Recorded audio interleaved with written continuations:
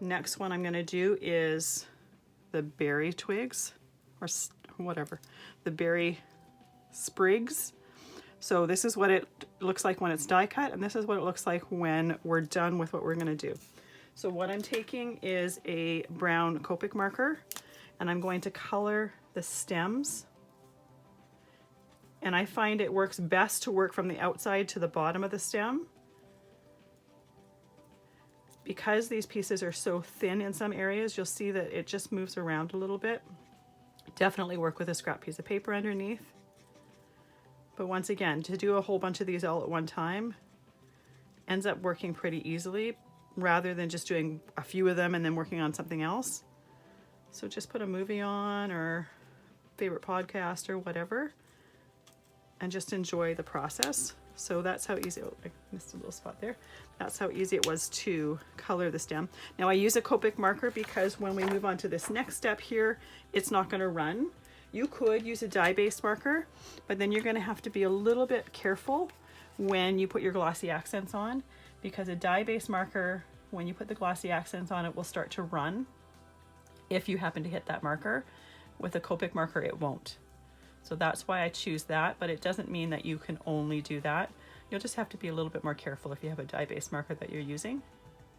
Even a Sharpie would work for this, and a Sharpie wouldn't run. It would act very similar to a Copic marker.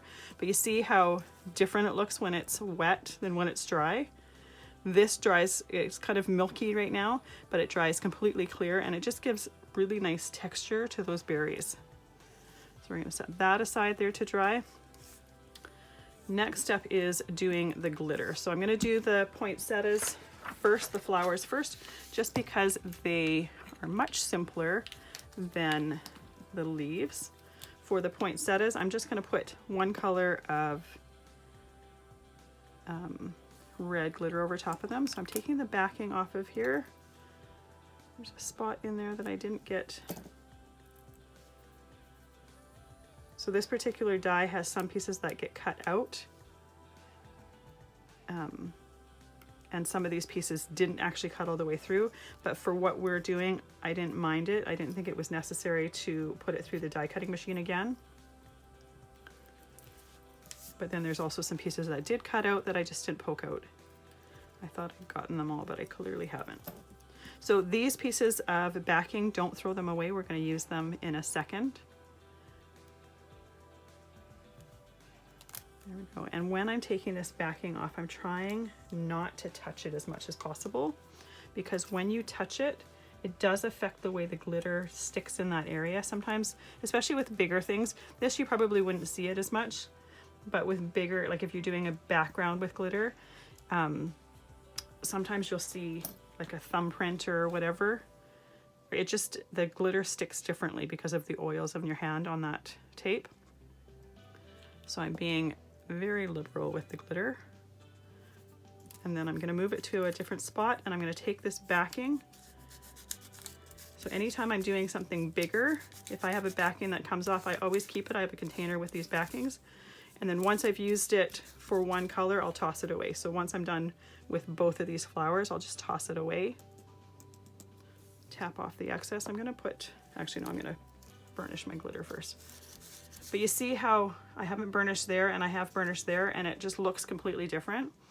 By burnishing it, or by rubbing that glitter down in that tape, it flattens it out. It gives it really good contact with the tape, and it really makes it sparkle beautifully. If by chance you don't have any backing because the pieces that you're die cutting are very, very tiny, you can use a piece of parchment paper or a piece of wax paper. That will work as well. Just one second, my container here is quite full, so I just need to tap it down. And then with these leaves, I'll show you what else I do. So I've got some glitter on here that's just sticking. It's not wanting to come off. So before I go to do the green, I'm going to very firmly tap it with my fingers to get all of that glitter off. So now I'll show you how I like to do my greenery.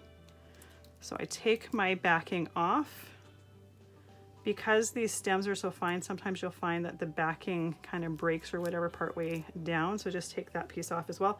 These pieces are too small to save, so that gets tossed. So first I'm going to use my dark color.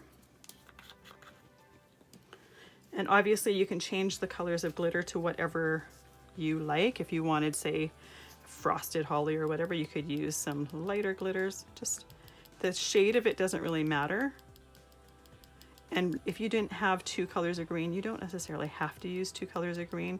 You could just use 1 shade of green. But if you have 2 colors, it's a really great way to add some shadow to it. So I'm going to lift this up and just let the extra fall off. Move this to the side. And I start with my dark color when I do this. Anytime I work with glitter, the rule of thumb is to do the dark color first and work your way dark to light. And you heard me just flick that paper again, just to make sure that that was completely cleared off. And now I'm going to take my light color, I'm going to sprinkle it all over, and anywhere there's exposed tape, that is going to stick. So now let's put the light color away. But you could see how it would be easy to do just a bunch of these all at a time. Just do the dark color and then do the light color. So when it comes to this, all I do is use my thumb and just rub from the base of the leaf to the tip. And that's going to do a very similar thing to burnishing, but it's perfect for more delicate things there. But you can see how you get different textures just by doing those things here with your die cuts. And it just gives it a lot more interest than just having some plain die cuts here. So the other thing I'm going to do is I'm going to use my fingers and I'm going to curve, sorry for my furnace there, I'm nearly done. I'm going to curve my petals. And I'm going to use my adhesive here. Put a nice generous amount of that adhesive in the center here. And I have a little bit of the cardstock that apparently didn't cut here exposed, so I'm just going to snip that off.